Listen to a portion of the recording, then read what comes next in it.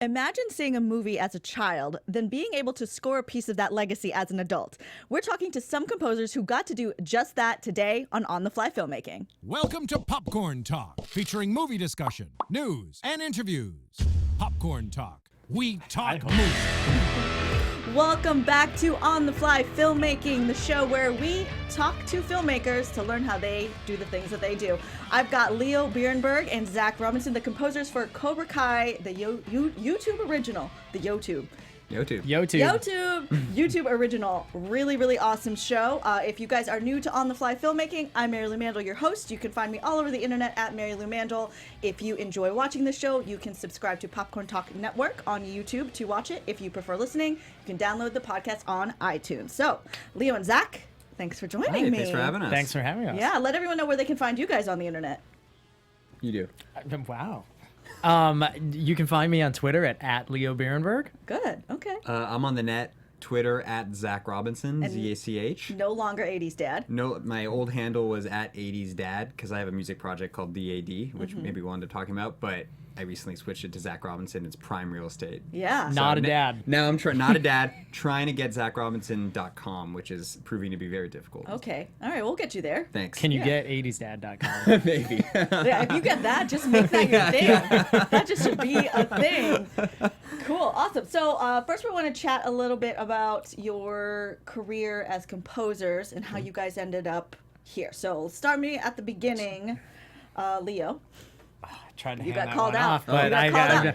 How'd you just get into music? I got into music, like most kids get into music, like 5th grade band. Yeah. I played the saxophone. Yes. And Got all the ladies. Got all the ladies, played saxophone. I did pick it because I thought it was like the cool instrument at the time. Because at that point, wasn't it like on The Simpsons and like? Well, yeah, because like everyone wants to play saxophone, at least in my school, so they actually made you like try out, except that like nobody knew how to play it before, so basically like if you wanted to play, they would give you a saxophone and be like, hey, can you make noise out of this? And then whoever the 10 people who could make noise actually got to do it. So I passed that test. Yeah.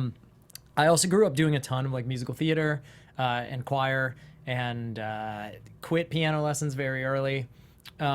So that sort of like hodgepodge led me into like being the band geek theater kid in high school. Okay. And somewhere in there, I just decided I preferred writing music rather than performing it. It's less stressful to like tinker behind the scenes rather than like get up and wail. Yeah, and then like give it to somebody else and be like, you. Yeah, you and make then it you work. can be like, you do this and now change it like this. And So you like to be puppet I like master? being a control freak. Yeah, that's basically. great. Yeah. I'm into that. So, and then I just decided to pursue that in college and study music at NYU and USC and moved out here. And I don't know. Yeah. Zach So talked where to, did and then it switch finish it up. over Yeah, and from? And I don't know if this is maybe when you guys started working together, when it switched over from just music to like music for TV and film projects, like scoring things. Well, I think it was an interest of both of ours for Okay. like forever. And that was something I like mean, after you guys had already linked up. Yeah, I mean, I specifically, I would actually say in a lot of ways, like I'm much more interested in the movie making aspect of things than I am in like being a purist musician. Like, Yeah.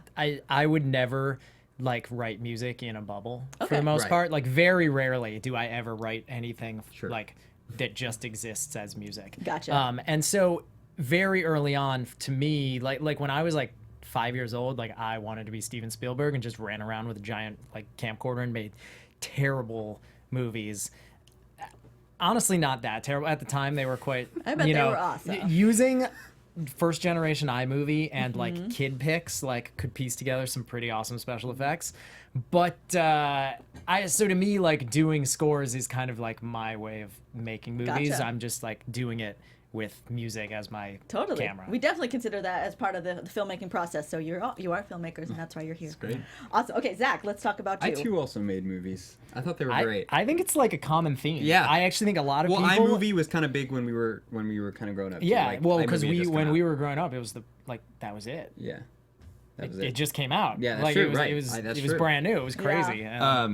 Yeah, that just reminded me. Anyway, I kind of did the opposite path of Leo at first. Like I didn't play like I didn't play like an orchestral instrument or a jazz. I played guitar. That was Yeah. like my first so what instrument. you're saying is that he was a nerd and you were cool.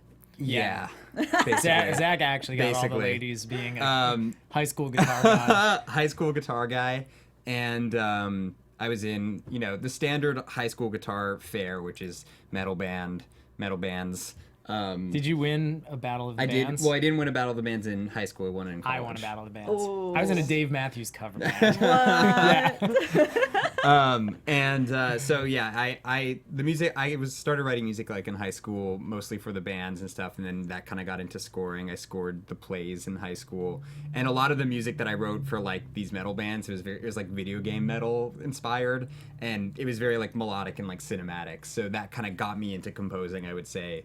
And then I studied composition at Northwestern in Chicago. I'm from LA, so I actually moved back here. Oh. And Leo and I met shortly after I moved back here. This was 2012, I guess. And Leo and I met while working at a composer's studio named Christoph Beck, who's pretty big composer. He's a guy. He's Big guy. Yeah, top tier. Very good. Leo had been there for about a year and a half longer than I had been when I got there. Leo actually, like when I showed up first day, like before I was an intern, I just was visiting and Leo was like in a cranky mood about something. I don't remember, but I'm frequently in a cranky mood, so like that's not very identifiable. but we spent a lot of time. So then after we had met, we'd spent years of working Instant besties. instant besties, working next to each other, like in studios next to each other, intercomming each other every 5 minutes. We had like a window and like Yeah. you Oh, know, fun. So from there, we learned to, you know, what our strengths were, and we would constantly come in and ask each other opinions. And it was a pretty, like, it's a really, when you're working on projects that are as big, like we worked on like Frozen and Muppets, Edge of Tomorrow, Ant-Man, like these big movies. A lot of movies. It's a lot of time, and you need a big team, and it can be pretty stressful at times, but it's nice when you're working with, we had some other great people working there too, and I think we made the best of it. we had a and great. we learned a lot. Yeah, we learned a it's lot. a Yeah, serious it sounds boot like it. camp. Yeah. I like. Learning by fire, just like Yeah, yeah. absolutely. Oh, It's yeah. the Throwing best it. masterclass possible. Yeah, and I just imagine you walking in and he's mean to you, and you're like, oh my gosh, you're gonna be I don't know if I friends. was No, mean. we were mean. I don't know if I was mean. wasn't Just mean. grumpy. I was grumpy too. Yeah, okay. We're all grumpy. You connected See, the and story's grumpy. changed. Zach was See, the I grumpy see. one. Backpedaling now. Well, I don't know. The way that I work is I come in and like I just want to get it all done because I want to go home early. Like I want to just get it done. And Leo's into coming in. He grabs some turkey pepperoni from the refrigerator. He's munching on it. And he's like, "What's up? What are you working on?" And I was like, "Dude, like, I really want to get it done." That's how we work. We still kind of work like that. That's good. So now, so you were working at that place. You learned a lot there. What took you to this next level? Well, in 2014, I like came and went a couple times there. In 2014, I got the opportunity to do this show on Comedy Central called Big Time in Hollywood, Florida. Nobody saw it. It's It was funny. honestly, I've been to Hollywood, it's Florida. really that's awesome. From what I've not been. I hear it is a great, Pretty. It's great nice. place. Yeah, Yeah. people friendly. It's Florida. Honestly, the show's hilarious. It makes a very good binge watch if you've got 3.5 hours. So I left Chris's for a little bit to go work on that, and then kind of went back after that happened, and ended up doing a couple other shows as they came. This show for Fox called Son of Zorn, and let's see, around then we did Sing It. We did a show called Sing It. We did a which show is called Sing It, also on Red's, YouTube. One of their first YouTube One of their Red first yeah. shows. And I'm like working out the timeline in my head. Well, I guess like we had gotten these projects, and Sing It especially was the first one we had worked together on. There was like Outside us, of- Yeah. And then from there, and like what's nice is like we do work on kind of separate things a lot, All the time. but especially like with Cobra Kai, as we can talk about, there are certain projects that fit really well for both of The our dual profile. Yeah, the dual profile. Right. And so now you had already had this connection with YouTube Red. yes. Right. And is that how you got this Partially. project? Kind of. Okay. We, as a result, like anything YouTube Red that would show up on Deadline or Variety would just kind of like, oh, they're doing that now. And Okay. we saw, like, honestly, it was like a news blurb about like the You're early Deadline, Hollywood Reporter, one of early those development industry of things. Cobra Kai, and we were like, we should do this. This sounds awesome. Except that we didn't know anything about the show at Yeah, the time. they hadn't we released didn't any know the information. original cast was going to be in it. We had no idea what the like you know, angle of it was going to be. We Right. just knew it was called Cobra Kai and it was going to be on YouTube Red. So we put like total Blind. cold call, just like put a reel together and sent it to our agent, and was like, hey, see if you can get this into somebody's hands that matters, like, because YouTube Red knows us, like, Yeah. that'd be fine. And total coincidence, like, what, 3 weeks later, maybe, like, they called him up, the producers of this show called him up to, like, spitball composers, and he was like, wait a second, have you guys heard Leo and Zach's reel? Like, we sent it over to so-and-so, and they were like, no, and so he, like, got the wires to cross, and suddenly, Yeah. like, they called us up, we were in a meeting, like, 2 days later, and then we got the job, like, 15 minutes 30 after minutes the- after the yeah. meeting. Yeah. Like, it How just happened awesome is so that? fast. It was pretty It was cool. one of those super serendipitous Hollywood, just like. But you had to have like all this like history built up first. Yeah. Of going here, like you guys meeting up, and Yeah. then you doing this one project and this one. Yeah. Like That's true. really cool. And then very like true. bam, here you go. I know. Very It exciting. seems like And- it's like out of nowhere, but it's not. Not at all.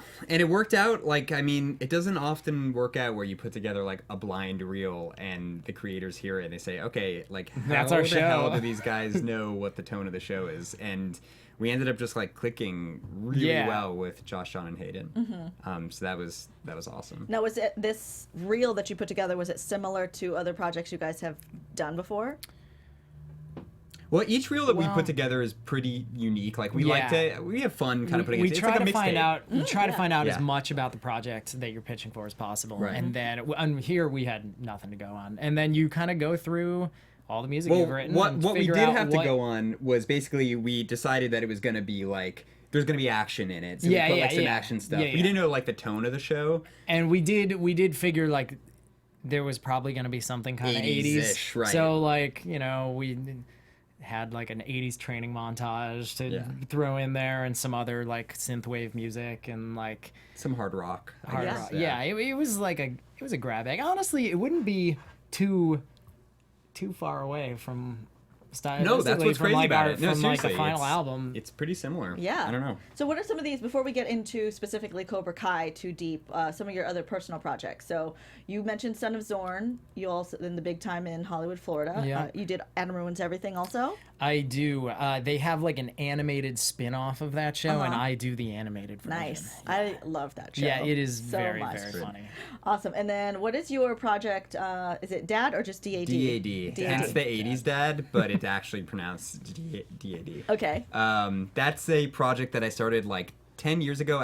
It's not really as active anymore. However, it's kind of like morphed into the Cobra Kai score a little bit. Okay.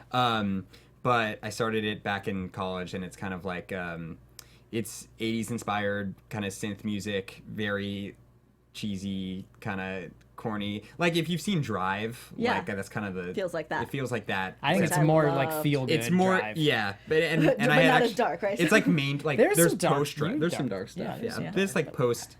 There's pre-drive and post-drive synthwave music, and I was pre-drive. Anyway, that's a whole nother conversation. Gotcha. So you were there first? I'm not gonna say that. Yeah. Not first. That was not first, but it got like kind of mainstream after, which is cool. I mean, there's great artists made. Before it was cool? It's okay. Yeah. Small You can plug say- for Zach, but NPR picked it as a top cassette of 2013. Ooh, Yeah. exciting. So I Sounds released great an on album in cassette. 2013, and a lot of that. I mean, we put some of that on the Cobra Kai reel, but Mm-hmm. it's just like a fun project that I think it helped me kind of identify my voice in a Mm-hmm. way, and compositionally, even if you take away like the 80s aesthetics of it. But now it kind of lives on a little bit in this score, so it's cool to explore that. Oh, it all weaves together. It's cool, yeah. Cool. And we've been like, not we, I guess I have been looking for something like, where can I like kind I'm of do this? But constantly pressuring Zach to do another DAD album. yeah, but Please do. I don't know. Could be on cassette or We'll see. on It could something be on else. cassette. I have trouble the same way that Leo does with like not writing music to a picture. It's very hard. It's Uh-huh. And the more you write to picture, the harder it becomes to write. Like it's just a different thing. Right. Like you're Gotcha. Okay, cool. So then let's check out the trailer for Cobra Kai, and then we will talk about that project. Cool.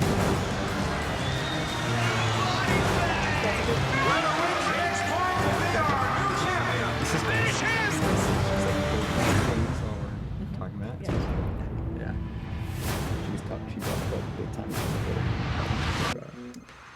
that's the most press that show's ever gotten. It's really funny. It's so sad. Who is it? Banzai! Daniel LaRusso here for LaRusso Auto. We are chopping prices on all of our So is it inventory. while we're talking? She puts it up on there. Johnny? I knew it was you. This is Johnny Lawrence. He and I go way back. Oh, this is a guy whose ass you kicked. If you want to get technical, I kicked his face. Hey, where's golf coming? Oh, I didn't know you guys were trying to buy beer. Hey! How far? Watch your car, man. Get the hell out of here, loser.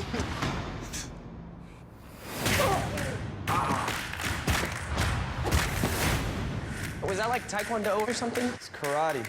Do you think you could teach me? I'm driving home from work yesterday, and in this strip mall, I see... After 30 years, I thought that guy might have changed, but he's still the same prick. I heard you beat up a bunch of teenagers. I didn't beat up any teenagers. I kicked the crap out of a bunch of assholes who deserved it. Thinks he could bring Cobra Kai back to the valley? Not on my watch. You want those kids at school to keep dumping things on your head? You want all the girls to think you're a wangless dork? You're gonna be my karate teacher? No. I'm gonna be your sensei.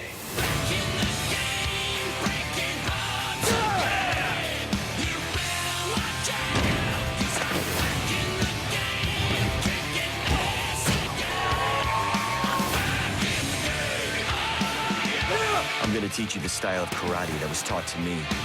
A method of fighting your pansy-ass generation desperately needs. Okay, let's see what you got. She's a girl. And? I'm sorry. Are you okay?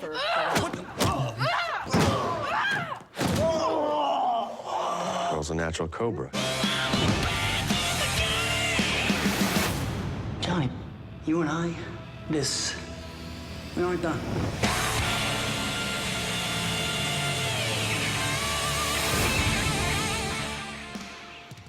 And that is the trailer for Cobra Kai, a YouTube original series. You guys can watch it all now. The whole season is out. Right now. I've gotten 3 episodes in, and I'm already super, super hooked. I can't wait to just go home and watch the rest of it. I can't wait. So the Cobra Kai soundtrack, you guys can purchase it. You can also probably download it on iTunes. Oh yeah, it's everywhere. It's everywhere. It's on Spotify. Spotify. Yes. So jam Apple out to this. Music, at the Tidal.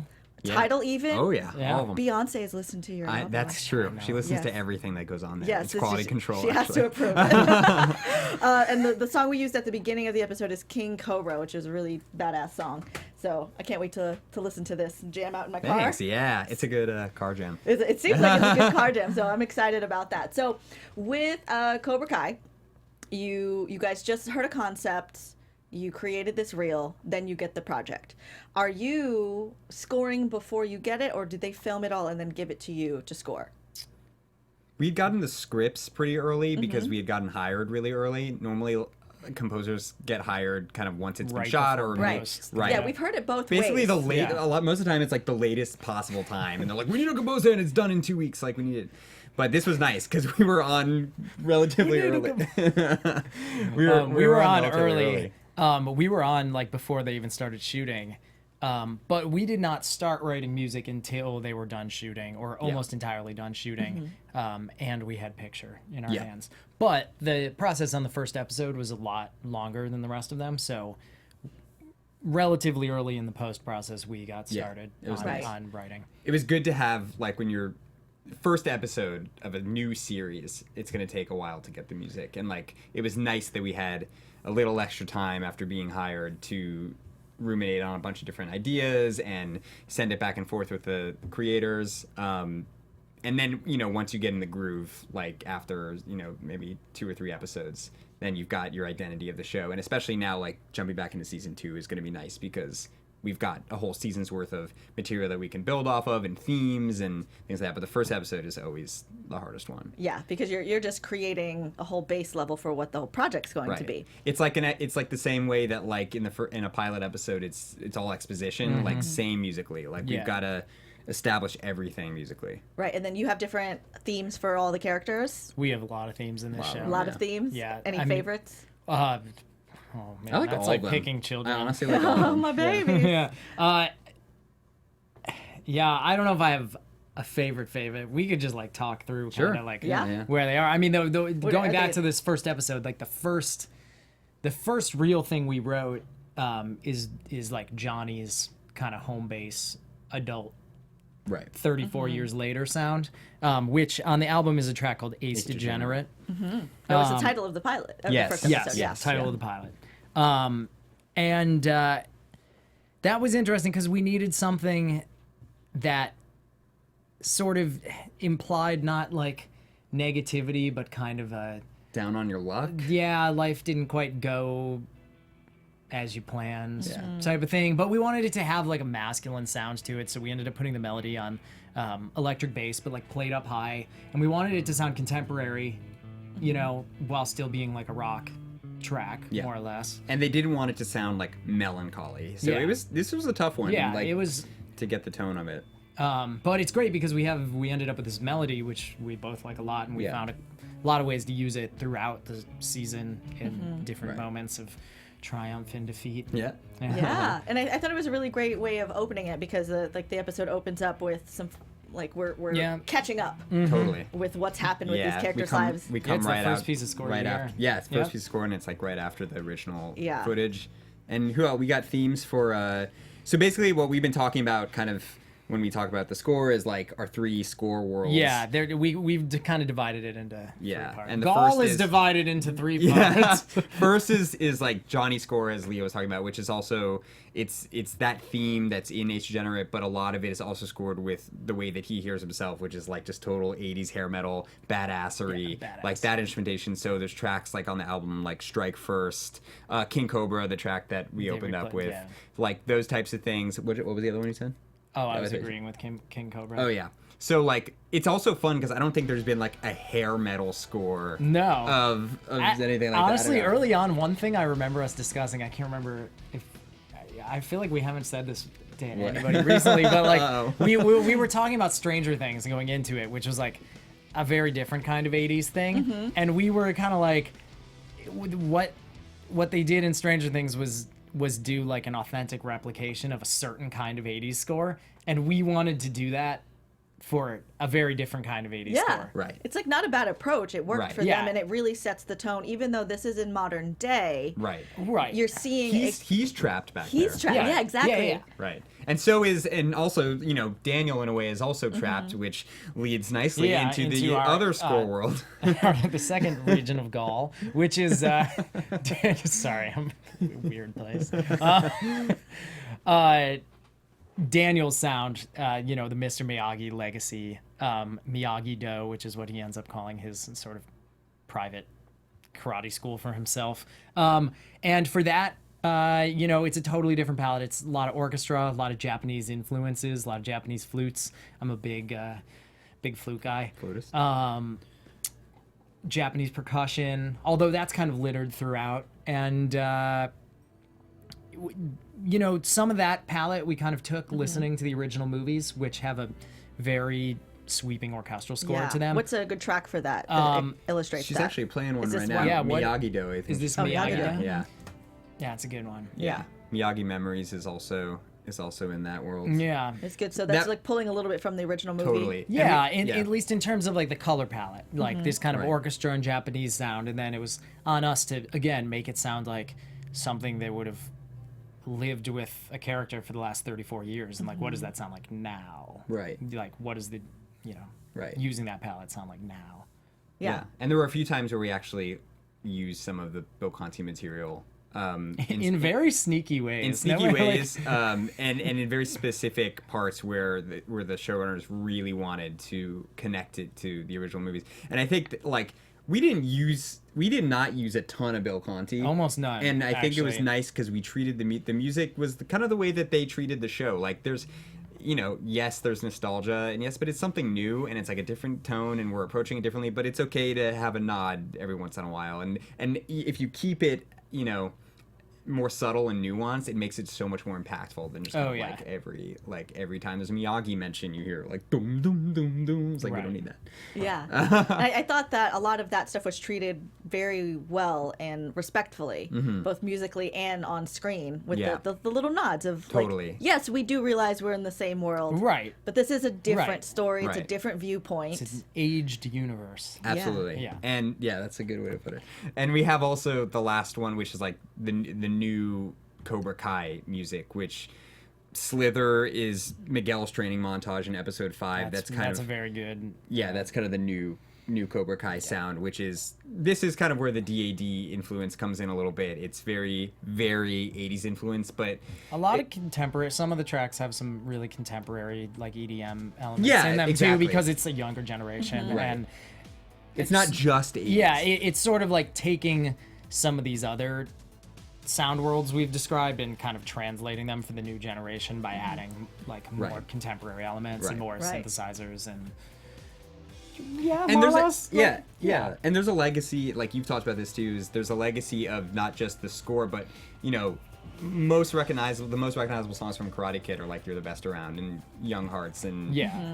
Cruel And apparently Summer. this song that doesn't exist except for Oh, yeah, when there's- we recently found out there was a song in the original Karate Kid when Daniel Shows up to the walks dance. into the Halloween dance and he's dressed as like a shower. And there's some song, and apparently it's the only cut of this song that exists. No one knows where the master of Yeah, this song so is. it's like only exists in Karate Kid. And someone was like, "Are you gonna incorporate that in the score?" It's like, whoa, That's deep. That is deep cut. But we wanted to take influences of those types of kind of like 80s, like both electronic, but like rock. It's kind of like Yeah. 80s rock, like soundtrack songs. So we did want to incorporate that, and that's also in some of Yeah, this music. we kind of translated that into a more instrumental score. Right. Yeah. So approach. if this one is an 80s rock like soundtrack, what was Stranger Things? 80s sci-fi adventure. Yeah, Kind of. yeah. Sci-fi horror, because they don't Sci- really yeah, do the like, sci-fi they don't horror, really yeah. do the like Amblin thing so much. No, it's definitely like that takes a lot of influences from like a different. Whereas I guess in the 80s you had your Spielbergian like Amblin picture. Tell us, 80s dad. And you had just as much about this as I do. You had that type of genre film like Goonies, like these feel good, like Stand by Me. That's what Stranger Things is kind of like. And then you also had you had Karate Kid, you had Top Gun, you had Bloodsport, like the Rocky Jean Van Damme sequels. Rocky sequels, like that type of like the 80s like, It's like the sports action Americana sport- filmdom Yeah. things Yeah. like, so that's where this kind of draws from. And I don't know, like what I love about the show is that it's such a different tone than the movie. Oh, like, yeah. That's the best. I feel like that honestly doesn't even get talked about that often. Like, people talk about it's a good show, but like, is there any other big IP that has done like a such an tonal evolution swap of the of, like like, yeah. characters and tone and perspective Yeah. and like it just like took this world and like humanized it into like distilled down from these like caricatures almost of like Mr. Miyagi and Right. like Ralph Macchio True. and like turns them all into these like human experiences that everybody can relate to, and then like shifts all the perspectives of like who maybe you should be cheering for and just like grays it and blurs it Right. and like throws you right back in, and it's like I can't think of anything else Right. that does that. Right. Yeah, really beautiful way of doing that too, because the original Karate Kid is like hero's journey. It's very Yeah. like Oh yeah. Cut and epic dry. and Oh yeah. good guy, bad guy, Yes. teacher, girl. Like Yeah. you see Yeah. it, you checklist all the Uh-huh. characters, but now it's like ooh, like just 3 episodes in, I was like, oh, I see this is going to be cool. Yeah, Because yeah. it could go in any direction the way exactly that's it. getting Yeah. built. So it's really great. So then for you guys as filmmakers, when you watch this, what was going through your mind when you're starting to notice these things? So like you're watching and scoring at the same time, like so they're like here's all the episodes, so you get to see it before. We Generally usually do them one- one at a one at a time. time. They Okay. kind of all like overlap, so we'll be working on like as many as 4 at a time, but like they all kind of start Yeah. separately. Did you get them in order? Yeah. Yeah. Yeah. Yeah, So yeah, we what did. kind of excitement, like what kind of things happened in the room with you guys as you were watching it? We had read the scripts up until like 5 or 6. So Yeah. then once we started going in for like the spotting session, which is where you decide like where the music's going to go and everything. So we were watching, for the first time with the showrunners and the editors, and like there were a few times where I'm not going to say anything spoilers, but there were a few times where I was just like, yes. Yeah, oh yeah. Like, and that's fun to watch it as a viewer the first time, and then you kind of get you get sent back down to reality, and you're like, how the hell am I going to score this scene? Right. Like, there's a lot of pressure now. Right. Right, because you just from watching it got this epic feeling, Yeah. Right. and now you're like, okay, I have to compliment that, this. but You've got better. to one up it. You gotta gotta one make up better. it. Yeah, how do we make it more? So, is there any kind of moments in the show, without giving out any spoilers, that were particularly difficult outside of this, whatever this was? Particularly difficult. or like any characters that I said the you're like, process was kind of difficult. It was a quick turnaround. Yeah, like, it was. We how, did what a was the lot. turnaround look like? 8 weeks. Oh, wow. For like 10 episodes, basically. Is that it? Yeah. So less Well, than Maybe we 10 kinda maybe we started a little early.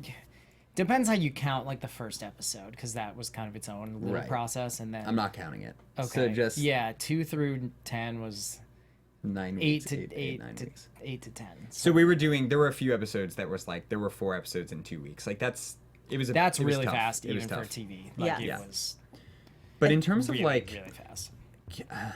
in terms of characters, I or scene. Are there scenes that you remember having a lot of trouble? I don't remember us like. I mean, what can I say? We're really good at our jobs. Well, like, see, you guys are dynamic, right? And I can just imagine you guys in the booth, and you're like, "Yes, what about this?" And then what about this? It's just like we kids like do playing that. video it's, games. It's funny is because kinda we that. don't actually like have a studio in the same place. So what we do is we like when we start an episode, we'll start by just doing like an initial divvy up of like, hey, you get started on this, I'll get started on this, and it's usually just has to do with whoever expresses interest and like, hey, I got an idea for this, great, like go do that, and then we'll start sending each other like videos just over iMessage, Yeah. It's like faster. of us on the phone rather than like present any kind of like professional like, Right. here, listen to this mix of like the first 30 seconds of my idea. We'll literally just like film the screen. We delete it right after. Yeah, film the screen with the audio playing and like text it back and Yeah. forth, and that's how we like Yeah. work on things. yeah. I think I'm just thinking about like a challenge. We talked about those kind of score worlds, and I think there were times where we had to figure out ways to make things fit into those worlds, and sometimes it's really hard when you're scoring like a comedy, for example, to like you have to sometimes write music where you can't spend a lot of time stylizing it.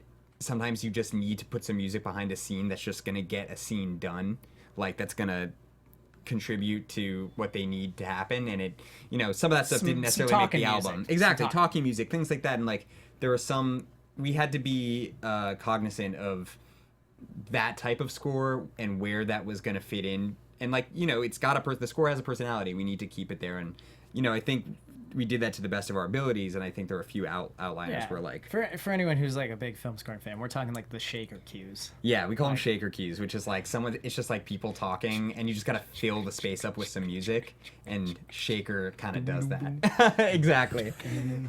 I feel like I'm gonna have that over my show all the yeah. time now. No, seriously, like you'll put it in, you'll be like, oh my god, this kind of makes it a little bit better, and then we'll score your next thing, and it'll be like, put the shaker cues in, and we'll Yep. be like, what have we done? Yeah. What have we done? Everything. Yeah. Shakers, because my whole I know. show is Yeah, just shakers. talking. And I give a Shakers. lot of like we both give a lot of credit to the film like the showrunners, and also like they were super cool about us exploring these ideas that we had all been talking about. We had a pretty like open license to just kind of mess around Yeah. and present and they whatever gave we good wanted. notes, and Yeah. we were always on the same page. It was never really like there. I really can't think of a time where we had any like big disagreements. And you know, we've been on some projects that have just been like really intense with like version after version after version getting thrown out, and we really never had that. And No, it was- that says a it lot was to their smooth. vision. Like they kind of knew what their vision was and how. And the there was music like no gonna fit in. confusion about what the vision was. Exactly. Like we knew if what we were doing was working or not. Right. Right, it made sense Yeah. because from the beginning there was a clear cut. This Yeah. is Yeah. the tone. This is where. Yeah. And there's molding. Like you need to kind of like mold them, as we were talking about, like with that pilot, working out the kinks and working out the voice. But once you get there, they really knew like this is what it's supposed to sound like, and we got that too as we were developing. Great. So with the job where you guys met, you were working on big blockbuster movies, and there's a really large team. So with Cobra Kai, it sounds like was it just the two of you guys for the most part? If you're just sending each other like iPhone Yeah. messages. Yeah. We have some help like exporting files and whatnot because It you takes a long you time. just get too tired, right? Like Yeah. you get so exhausted from the creative process that. We'll give Nathan Drube a shout out yeah. there. He helped Yep. us out, our friend Nathan. Yep. And we have, musicians that we work with. We have Right. an orchestrator who did the last episode, Vincent Vincent. Apido. And we have Apido. Apido, my bad. Apido. Apido, and who else did we had some musicians and contractors, and there's that type of like non-composing musical team that Yes. are on all these things that are Yeah. very It's very important. And like it's important to have good relationships with the people you work with so that you like develop a fast means of working so that, you know, when the turnaround is tight and you got to record a 70-piece orchestra in Prague in like 10 days, Right. like everyone knows their job. And like as Zach and I are finishing the music, like it just goes through the pipeline Right. and ends Right. up halfway around the world, and then we sit there and record it. I'm just gonna shout out also like Andres Loxy, our music editor. Oh, yeah, our music We editor, should have music like, editors oh on my the show. God. Very I- underappreciated profession in filmmaking as a music editor. Yeah, And I they would love to talk to see music editors. everything. They see everything. They won't divulge anything. No, because they're the all liaison like between- lockboxes, but like Right, man. they're the connection between composers and filmmakers a lot of the time. So like Andres was at the dubs, kind of like on our behalf. But you know, if the filmmakers are watching it at the dub on the big stage and they say like, oh man, like there's actually an issue with the score, they'll go to Andres and say, can you fix it? And like 95% of the time he'll fix it, or a music Yeah. editor will fix it. So where does he play? So you guys do the music, you give it to the music editor. He puts it to picture. Is that what he's doing? Yeah, Well, basically, like It technically depends on the puts it to project. picture. Yeah, I right? mean, we write it to picture Right. and then say, hey, it starts at this time code, and then he throws it in. it gets but recorded then mixed. that's like massively oversimplifying. Right. Like what he ends up with going into the dub is like, you know, a dozen stems for each cue that are all lined up in a specific fashion. And so if he needs to make an edit to change something about it, like he has all of these splits and can like edit some of the stems but not others to like Yeah. make it's like a He also temps the, you know, Oh, there's yeah, a lot temp of time. music in these episodes. Like before we score, there's music that the editors put in, but a lot of times editors aren't musical. They also don't have libraries of music, and music editors generally do. So it is awesome. Like I would say to any filmmakers who are watching or composers, like get a music editor if you can, because Right. they're never budgeted Right. for, but they're very important. Oh, that is a really, and you always really end good up tip. needing them. You in the always end. end up needing You them. always end up needing them in the end, so you better to plan for it. Right. Yeah, just get seriously. that. Just try to negotiate that right away, or take the Yes. pay Yeah. cut to get your music editor. Yeah. Yeah. It's just It's worth just it. worth it. Yeah. That's it's a worth really it. great tip. What other tips do you have for our aspiring composers specifically? I would say go work for someone if you can. Mm-hmm. Although those jobs are, I guess, few and far between. Yeah, where did you guys find that job where you guys met each other? I did grad school at USC in this program that was very geared towards film and television music, and Chris's assistant, like before me, also did that program, and in fact, like 20 years prior, Chris had done that program, so there was like kind of like a little A legacy pipeline, and I was working for an orchestrator who conducted all of Chris's recording sessions in town at the time, and so I kind of met them through that job, and then they needed some extra help, so they poached me from over there, and then I never left. Ah, gotcha. And then how did you find it? I had a connection to Jake, who was the assistant before Leo, Right. and then I just went in and met Jake, and then it happened, and that was when I met Grumpy Leo. But I met Jake, and he had just called me up the next week and was like, hey, like, you know, I went in just to meet and check it out. I had just graduated, so then he said, do you want to come intern? Do you want to come intern on something? I was gonna say that's a good piece of advice. Like if you get a chance to Right. go like sit down with somebody or like just get a tour of their studio, even if it's like a huge composer and you get zero FaceTime with them, meeting their team is very good. Meet everyone. Meet everybody, yeah. Because that's just a really big thing. Like the people that I have met that I have liked, I've helped them get jobs, and like, you know, the people that have come after us at Chris's, I've helped get there. I've recommended a few of them, and like they're thriving. And Usually if there's a job that needs doing or an opportunity to recommend someone, like you kind of just go with like the last person who you Yeah. like thought like recently put any brain power into, right? So Yeah, or, like, it's people you good just to like. like be present and meet people and like Yeah. be friendly with people, because then like you'll get thought of. I don't know how it is on like an editor path or anything like that. But with music, if you're a composer, composers aren't going to hire you for your musical abilities. They're going to hire you if you are a cool person to be Yeah. around for a long time. And like good at doing Right. boring minutia. What's that thing tasks. called, like the airport test? Is that like a thing? Is that from a movie or What is something? that? I've never That's heard of like that. You can spend a day with someone in an airport, then they're like, then you can hire them. Like someone that you're just like, if you get trapped with them, are you gonna, you know, be able to handle it? And that's got to be from like a movie or something. I I don't feel know. like I've that never could heard of that, but I it's feel like that brilliant. could backfire. backfire. I guess it could. That you could hang out with in an airport but not work together? Yeah. Oh. Maybe. Yeah. But it is important to just be yourself and have a cool personality and be willing to learn and show up.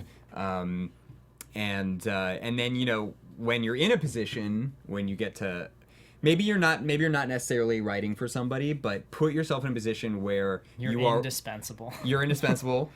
I was gonna say, when you're writing a lot anyway, just like you need to just put hours and hours and hours into it, and the easiest way to do that is by working for someone. Right. If you're not doing that, you still Just sit down and grind the axe. yeah, because that's like, I think back to when I first graduated, and I think back to like how I scored. I'm sure you feel this way, like how I scored like student films I was working on, Oh and it's my just God, primitive. it's It's horrible. hilarious. Like They're so I think bad. back, and it actually stresses me out to think like I actually worked like that. And the only way I got better was because I was thrown into the fire. And like, you've got to learn, you know, this new program. You've got to learn the key commands. You've got to learn the prep process. You've got to learn spend all a that. lot of time on Google. And it was just years of that. And so then when you do get your own project, you take all those skills just like anything else and execute. And you execute it. Bring your A game. Yeah, I think that's really great advice. It's essentially what it sounds like is develop your workflow as early as possible. Yes. Yeah. Even in school, I would And try to like develop as workflow. many tools as you can. Like the more things you can do, the better. Because we get asked to do the craziest stuff. Yeah. Like, I'm gonna add one more thing too, Yeah. because this piece of advice was given to me, and I actually see this a lot from younger composers. Is don't buy everything at first. Like, use my composition teacher. I did not do film music in college, but I was very plugged into kind of what you needed from film scoring, and like you need a lot of equipment, and that's kind of, you know, biased towards people that can afford that kind of stuff, and that's not really necessarily fair. But you actually don't need all of that. You really just need, like, you do need a computer and you need a MIDI keyboard, and you could use GarageBand or whatever, but like focus on your compositional technique first. Yeah. And your music, and then as you start getting more projects, then you you start need it, buy as it. you need it, buy it. Start accumulating these like sample libraries because they're expensive, and you just like don't need all of it. You Right. don't like, and don't write big orchestra music. You know, for a student film because you don't have an orchestra. You don't have an orchestra. It's not Like, going to sound good. So yeah. tell your director, like, your movie's not going to be good. Let's do this with a guitar and synthesizer. Exactly. That makes sense. That Yes. totally Well, makes because sense. you're not, like, ultimately, like, our job is to serve the film, whether it's a student film or it's like a Hollywood blockbuster or it's a TV show. And if you sell somebody something that you can't actually execute with the means of the show's budget, then you're not doing a service to the show. Totally. I We do always that like to now. think of, like, I like to use this metaphor a lot that, like, we aren't really artists in our job because, again, we're not like writing music in a bubble. Instead, we're like craftsmen. We're like I think like we're like really high-end kitchen cabinet makers.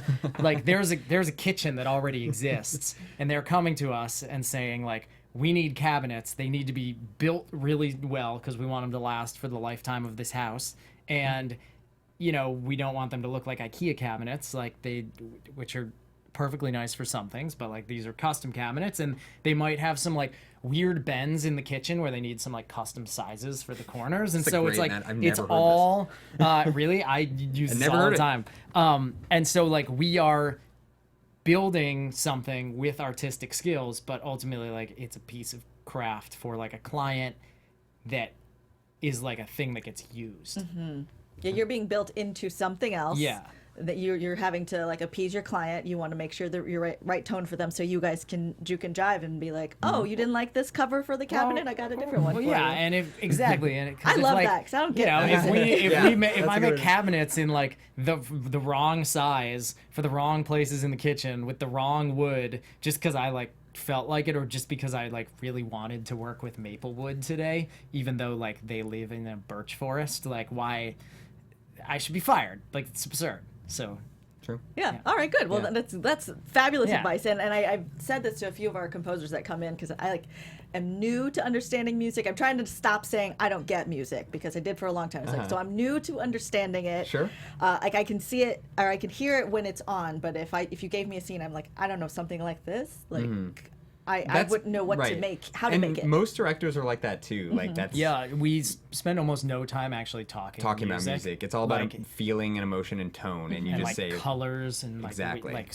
just like words, like prompting Yeah. words. Oh, this is great then. So how about some advice for filmmakers that are first getting into working with composers? Don't try to talk music. yes. It's honestly there is literally nothing more annoying than And what do you mean talk music? like start talking about like Oh, what the violins What just if you to- went? What, do not say should no we there. do you call that minor? Should Yeah. we go minor there?